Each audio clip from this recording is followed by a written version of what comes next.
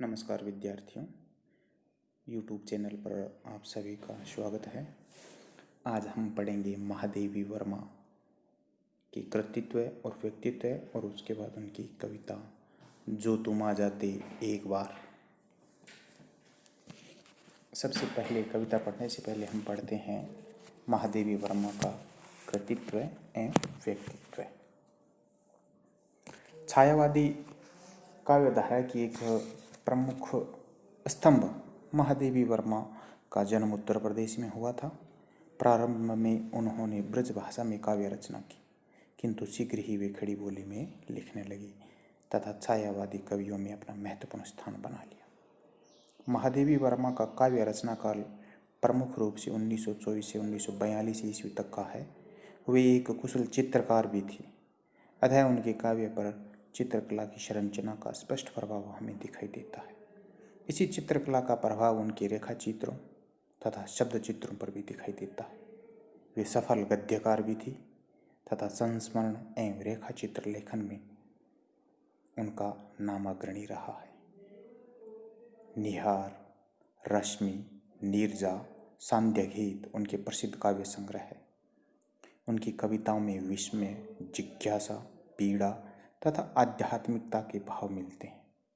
उनकी संवेदना गीत के लिए उपयुक्त रही है, इसलिए महादेवी वर्मा ने भावपूर्ण गीतों की रचना की है। उनके गीतों में आत्मिक व्यथा, पीड़ा, आशा, अज्ञात प्रिय के प्रति प्रणय निवेदन, विरह वेदना तथा साधना की विविध अनुभूतियों के स्वर मुखरित हुए हैं। उन्होंने अपने गीतों में विचार और अनुभूति का समन्वय करने का सफल प्रयास किया। महादेवी वर्मा के काव्य में प्रसाद, निराला तथा पंत के काव्य की तरह अनेक रूपता या विविधता नहीं मिलती। उनके गीतों में विचार और अनुभूति के स्तर पर सर्वत्र एक रूपता मिलती है। उनका गीत काव्य अज्ञात प्रियतम के प्रति प्रणय निवेदन है, किंतु उनका प्रणय निवेदन परिपूर्ण है, इसलिए वे प्रिय से मिलन की कामना नहीं करते, क्योंकि मिलन तो प्रणय का विराम है। उनके गीतों में व्यक्त वेदना भाव व्यक्तिगत जीवन में ही स्वीकृत है। सामाजिक स्तर पर भी अथक व अमर साधना में विश्वास व्यक्त करती। महादेवी वर्मा के गीतों में अंतर्मुखी प्रवृत्ति की प्रधानता है तथा प्रकृति के सूक्ष्म सौंदर्य को अभिव्यक्ति देने की क्षमता है। उनके गीतों में आवेगमय पीड़ा तथा स्वप्न लोक की रहस्यमय स्थितियों का चित्रण है।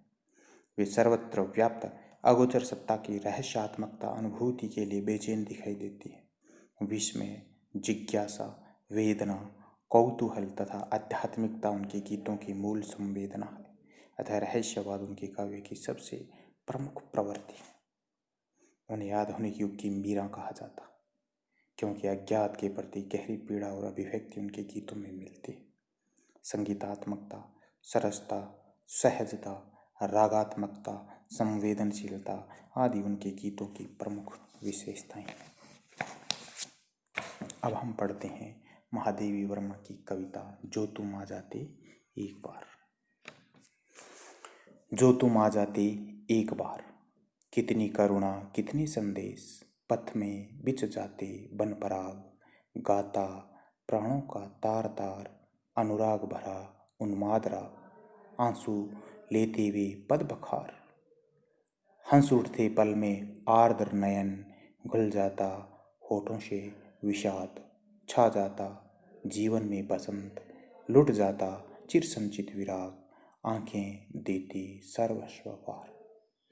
जो तुम आ जाते एक बार कविता महादेवी वर्मा के प्रथम काव्य संकलन निहार से संग्रहित है, जिसका प्रकाशन सन 1930 में हुआ था। इस संग्रह की कविता का मूल भाव प्रणय है, जिसे इन्होंने अलौकिक अज्ञात के प्रति प्रेम वासना के रूप में अभिव्यक्त किया है। इस प्रेम भावना में विरह की अनुभूति का प्रसार है।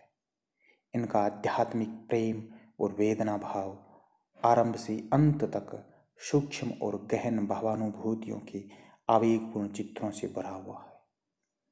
जो तुम आ जाते एक बार कविता अज्ञात प्रिय को संबोधित है, जिससे मिलने की तीव्र उत्कंठा कवयित्री के मन में है। यह करुणा से आप्लावित प्रेम है। कवयित्री विरह की पीड़ा में दग्ध होती है और इसलिए संयोग की इच्छा उसके अंतर्मन में व्याप्त है। यह इस कविता का मूल भाव या केंद्रीय भाव है। यानी महादेवी वर्मा, इनका जो प्रेम है वह आध्यात्मिक प्रेम है और वेदना भाव आरंभ से अंत तक सूक्ष्म और गहन भावानुभूतियों के आवेगपूर्ण चित्रों से भरा हुआ है। और यह कविता अज्ञात प्रिय को संबोधित है, जिसमें मिलने की तीव्र इच्छा है कवयित्री के मन में है, और यह करुणा से आप्लावित प्रेम है। कवयित्री विरह की पीड़ा से जल उठती है और इसलिए संयोग की इच्छा उसके अंतर्मन में व्याप्त है।